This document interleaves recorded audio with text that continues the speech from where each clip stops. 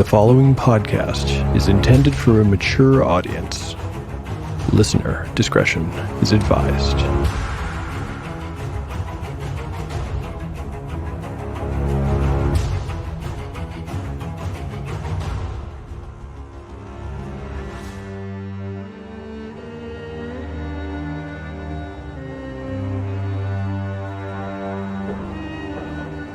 Welcome back to Tale of the Manticore. Like the creature from which it takes its name, Tale of the Manticore is a mashup, a crossbreeding between two different species of storytelling. Here you will find the unpredictability of old-school paper and dice games with the storycraft of a dark fantasy novel. No character is sacred, and no character will be spared if the dice decide their fate is at hand. The dice determine all. According to lore, the tale of a manticore is barbed with cruel iron spikes. There will be much pain in the days ahead.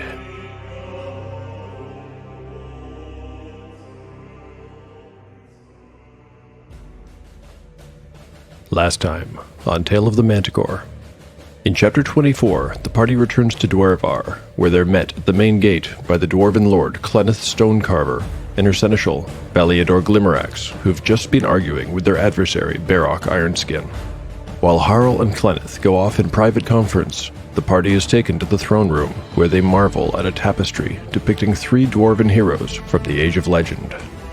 Before long, Clenneth returns with her retinue, and the party sits down to a performance by Ursulith, great-granddaughter to the Dwarven Lord. There's a presentation of gifts, followed by a traditional Dwarven supper. The strange food goes largely untasted due to the sudden appearance of Barrock Ironskin, who manages to block the doors before they can shut him out, and then tosses the severed head of Baliador's son Anelian upon the steps leading up to the table of the shocked and horrified guests.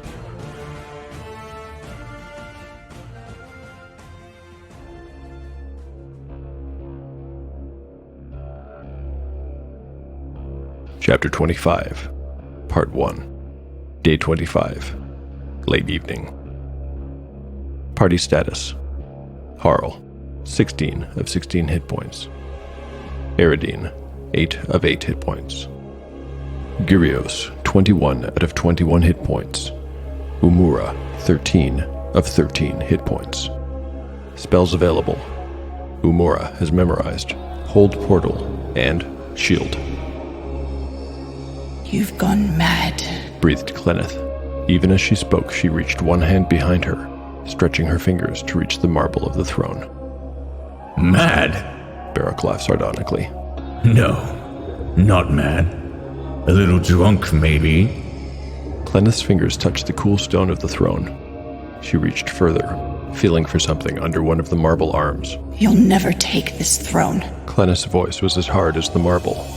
I don't want it, returned Barrock. A twisted smile appeared on his face. I only want the horn. Realization dawned in Clenneth's eyes. You found Blackmail's vault, haven't you? Will you damn us all? Barrock laughed. I'm saving us from becoming slaves to men. For years, I've watched you grind our people into a powder. 40 years you've bowed your head to the fish eaters, and 40 more you would do the same before handing the throne to the next stonecarver dog, drooling to lie at a human's feet.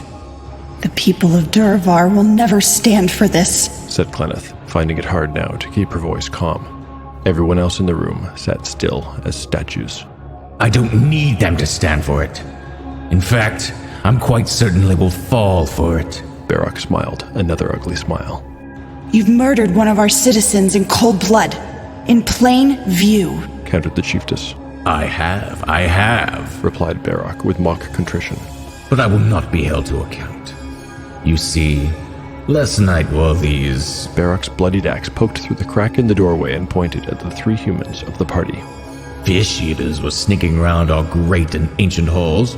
An iron trader by the name of Balafur was taking a drink in our common kitchens. Quite a talker, this Balafur was. He told me how the human witch woman cast a glamour on a fighting man and bound him to her will.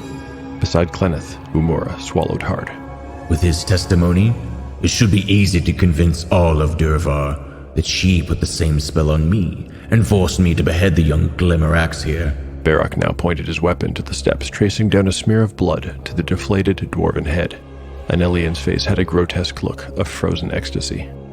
Clenneth's hand, still feeling behind her, found what it was looking for. A small stone button hidden under the arm of the throne.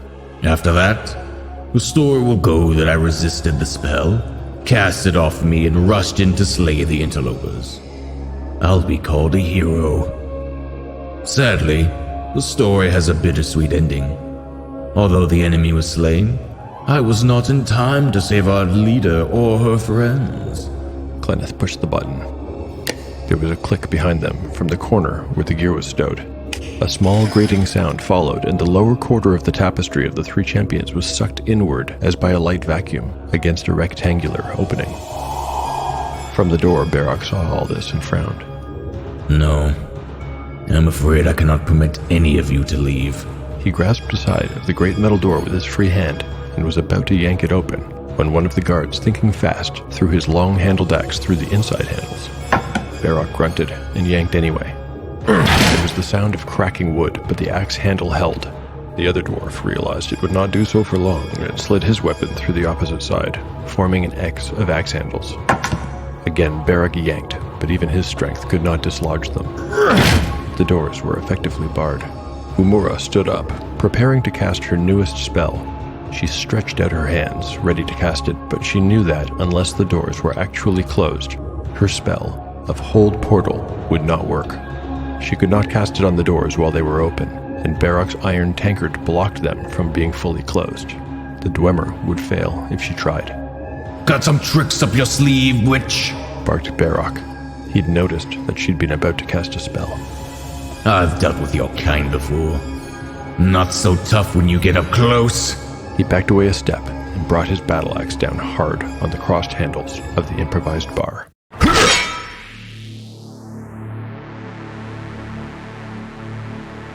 Although the door has been effectively barred for now, this will not last forever against Barak's efforts, especially now that he's started swinging his axe.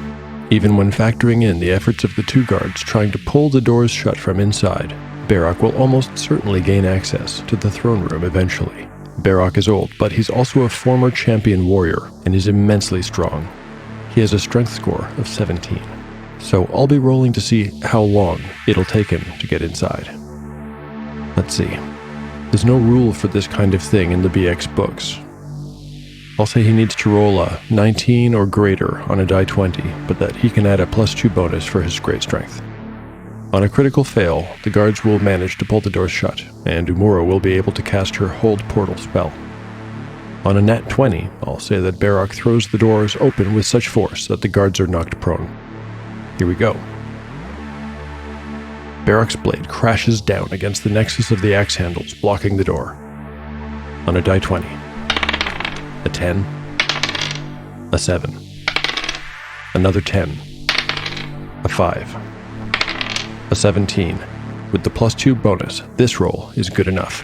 Barak's axe sunders the crossed axe handles on his 5th attempt. The guards are staggered, but they keep their feet. Barak kicks the doors open and marches in, his huge barreled chest heaving. Halmir and Anatar Ironskin, along with other members of his family, are right behind him. But during the 4 missed attempts, the occupants of the room have a few moments to organize and act. First, and without hesitation, Clenneth turns to Harl and grabs him by the shirt.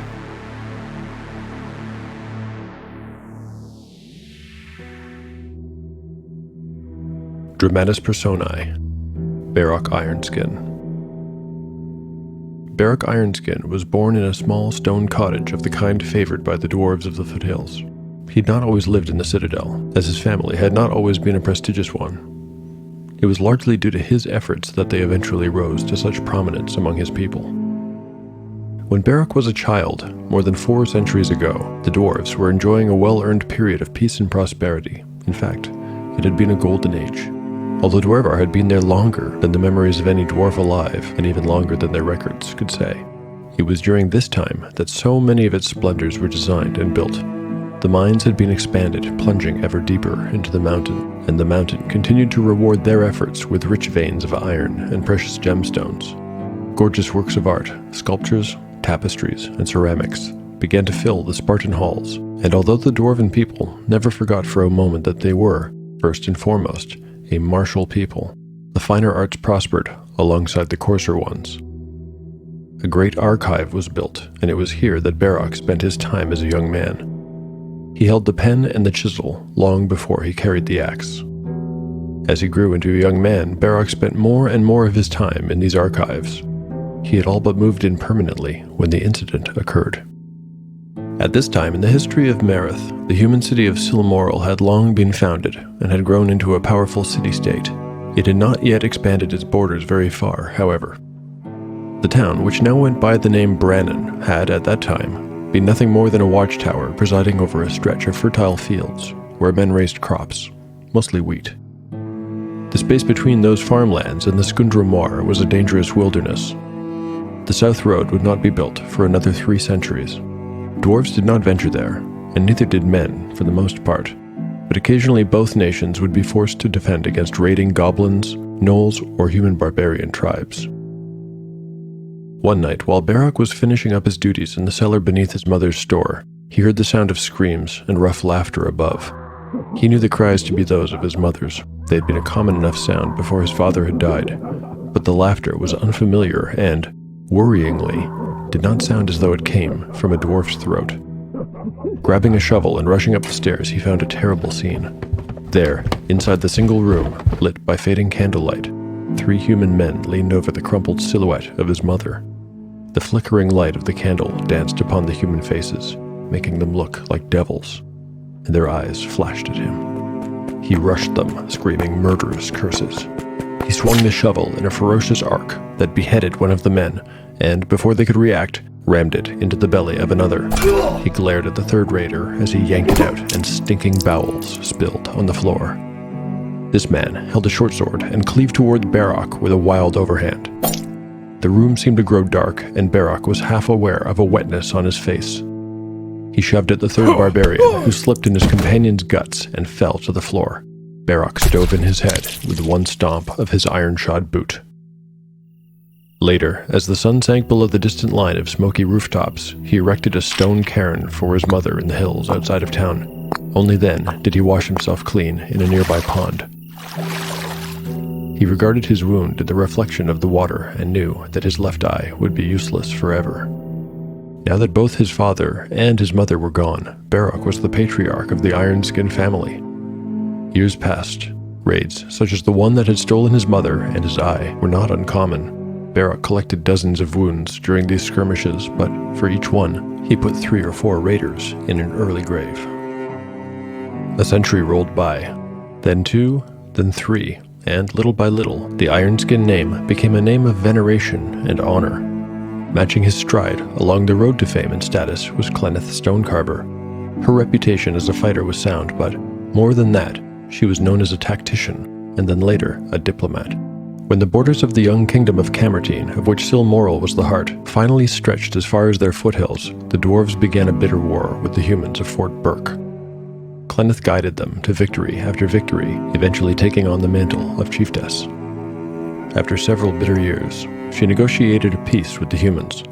A short 5 years ago, the blink of an eye in the life of a dwarf, a man by the name of Marlock had come to govern Burke, and had not only torn down the palisades and cut the city guard in half, but had invited Clenneth to begin a relationship of trade. Clenneth had opened her arms to the men of Burke, but Barak and his family had objected. They distrusted the race of men and harbored deep resentments that they would not let go. Ironically, Barak had spent the last few years isolated with his family in the archives, the place where he had once expected to spend the bulk of his life. Barak rediscovered his obsession with the histories of the dwarves, the heroes of the Age of Legends, and their lost artifacts. Everyone in Dwervar knew of his idolization of the Hornblower and his desire to locate the champion's fabled lost vault. Here in the archives, among the tablets and the scrolls, his hatred had fermented. One day, a day just like any other, he found something special.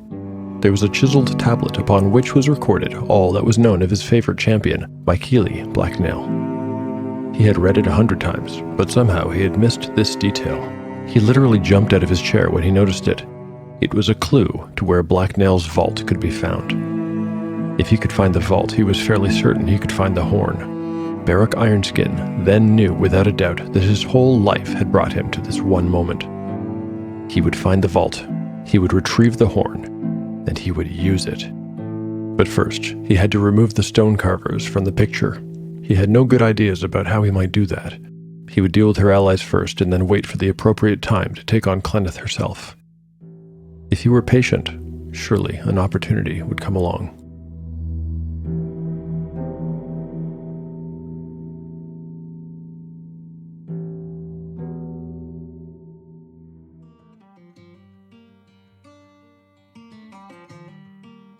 Snyder's Return is a tabletop role-playing podcast featuring interviews and a D&D 5e actual play adventure, so you can learn about different game systems and content creation, while also listening to us disrupt everyday life on the Sword Coast. We release episodes every Tuesday and Thursday on your podcasting platform, so come join us as we improvise, adapt, and overcome.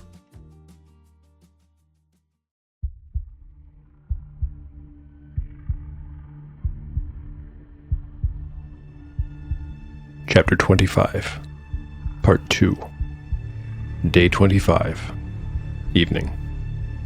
The party's status is unchanged. A shower of sparks erupted from where Barak's axe crashed into those of the guards. Ha! Clenneth's eyes were bright. You will do as I say now. Take Ursulath to safety. Take her to the Arligwar. She looked meaningfully at the secret passage that had been revealed behind the tapestry. Harl stood and began to protest, but Clenneth cut him off. Harl Stonecarver, for once you will do as I say and not as you please. Barak's axe came slamming down a second time, punctuating her plea with urgency. Ursulath's face was a mask of fear and confusion. Great-grandma, She stammered. what's going on? Harl grabbed Ursulath by the hand and pulled her towards the opening that had appeared behind the tapestry. At his urging, Eridine, Umura, and Gyrios moved to the corner as well. They picked up their belongings and slipped into the secret tunnel. Wait, please. This can't be happening. By now, Thurn was on his feet, mace in hand. His wife was at his side, gripping a dinner knife, point down. Mulgi observed the chaos in apparent delight, with his face split by a gap-toothed grin. He rubbed his mutilated hands together in gleeful expectation of the impending disaster. Barak's ruddy face reappeared at the door, above the now bent and scarred handles of the axes barring his way. He shoved again, but the two dwarves held their ground. Ha! Behind him, others of the Ironskin family could be seen with their weapons waving in the air. Usurper! Spat Clenneth. Murderer! Barak, you must stop this madness! Pigeon Lord, your time has come. He returned.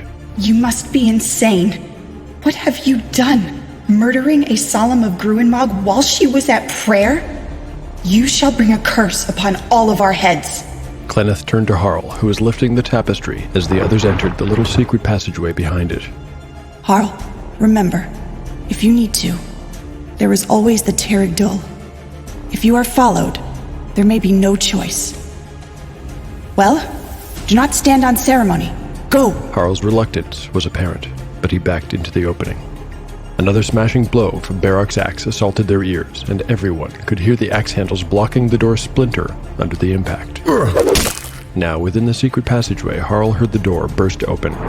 He clearly heard Barak's progress up the steps. He even heard him kick poor Anelian's head out of the way as he came. I fear no curses, He said. you simpering weakling. Grunmar cares not about your affairs or mine. His power is a shadow of what it was. A shadow!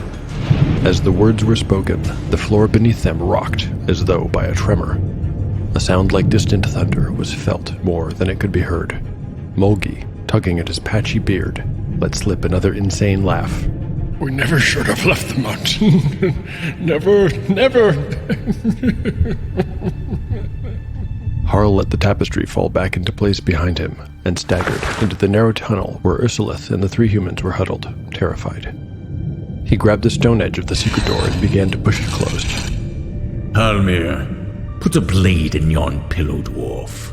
Barak's deep voice became muffled as the door began to slide shut. Anatar, kill those fish eaters. Do not let them escape. Clenneth is mine. Another tremor shook the tunnel as the door clicked shut, and the light was gone. In the dark, only Ursulith could see Harl's look of panic.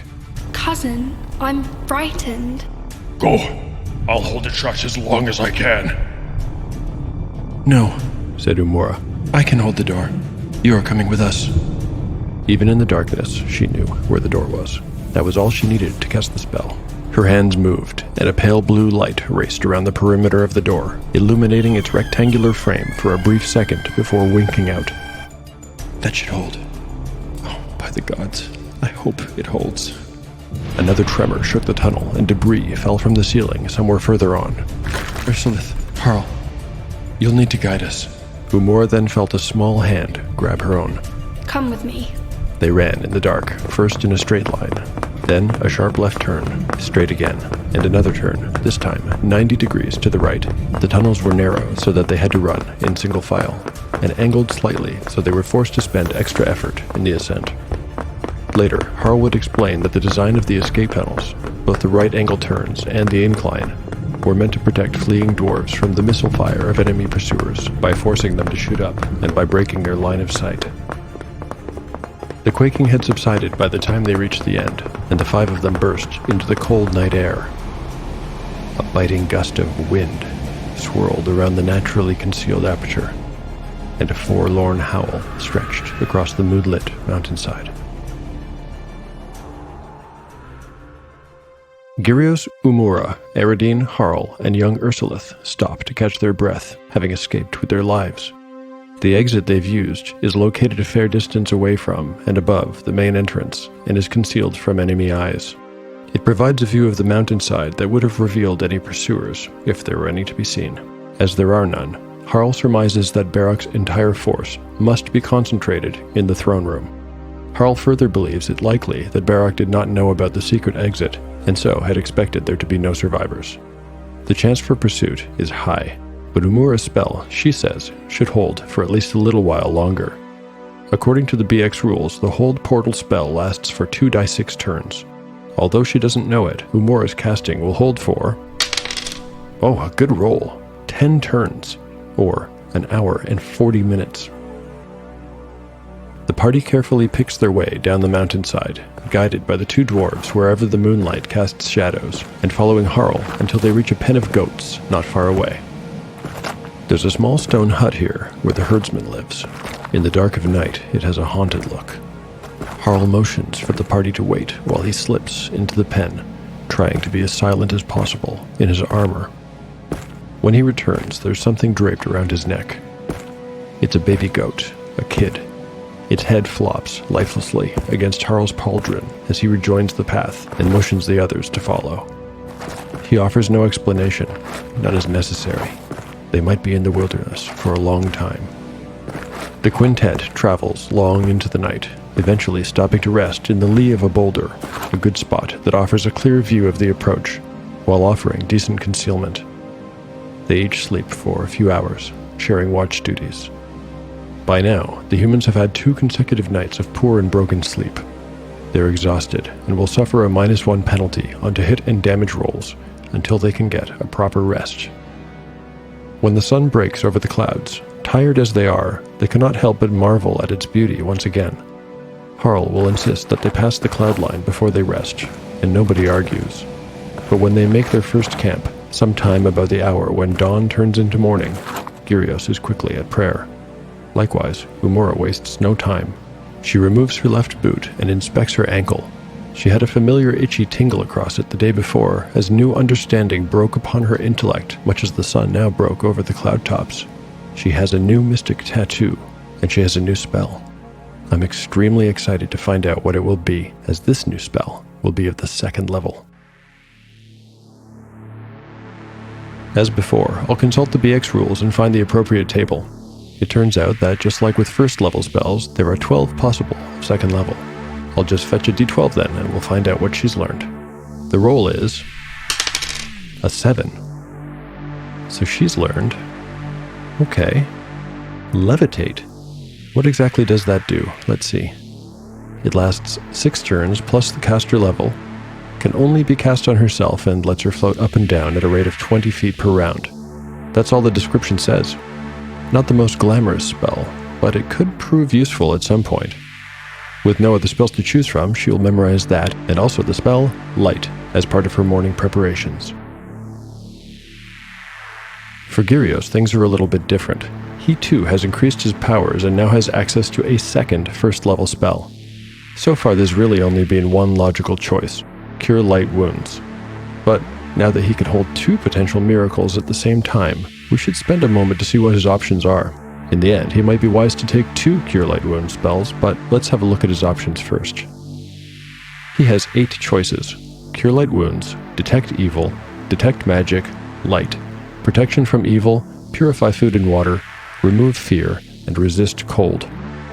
I think the best choice for the group will be a single Cure spell, and the second choice will be the Purification one. Food and water, especially food, might be a real problem in the coming days and weeks. They have a long, long trek ahead of them.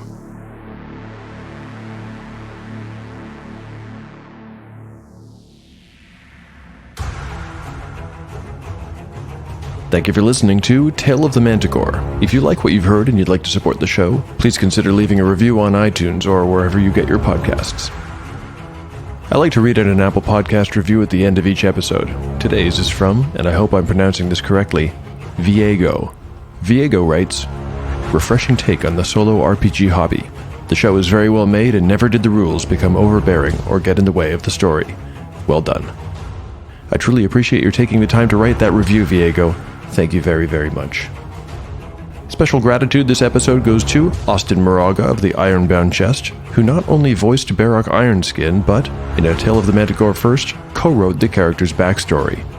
Thanks also to both Shannon of Paradise RPG for voicing Clenneth Ironskin and Kirsty Wilson for voicing Clenneth's great-granddaughter, Ursulith.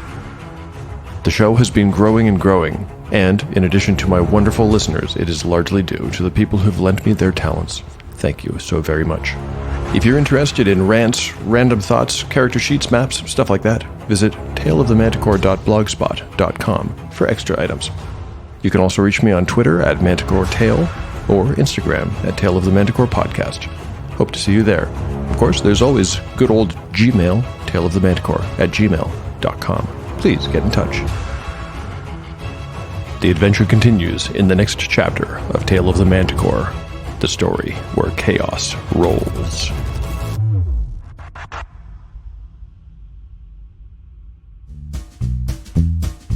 We're going to give it another go. It's a bit more zing. A bit of zing. Zing. Yeah. Ready? Hello. With a hello. No. Wait till I get through the whole thing. Ready? Hello with a billowing hilltop. Hello. Oh dear! Waiting to get through the whole thing. No. I mean, I thought that was the whole thing. The whole thing is hello with a billowing hilltop. Okay, that's the whole thing. Yeah? Okay. That was right. That pretty much sums up the show. But if you want to find out any more, you can visit us at www.billowinghilltop. Is it com? Does anybody know? .org. Is it? It's .com. What do we do? What do we play? There's monsters. Does anybody remember? Walking around. I don't know. And, yeah. We will be delighted if you were to join us around our table as we play Dungeons. Is it 5th edition? Hello? Yeah, we think so. Yeah. Yes. We play Dungeons and Dragons. Sorry, that was me. What was that noise in the background? There will be noises in the background as we play Dungeons and Dragons 5th edition through the classic Paizo adventure path, The Age of Worms. You can expect this. No! Quite a bit of this. I'm completely lost. This. This. I've got a bugbear in my underpants. And one of these. Oh dear. We're on Apple Podcasts, and we're on Spotify, and we're on TuneIn, and you can find us on Twitter, and you can find us on Facebook. And we hope you join us. Thanks very much.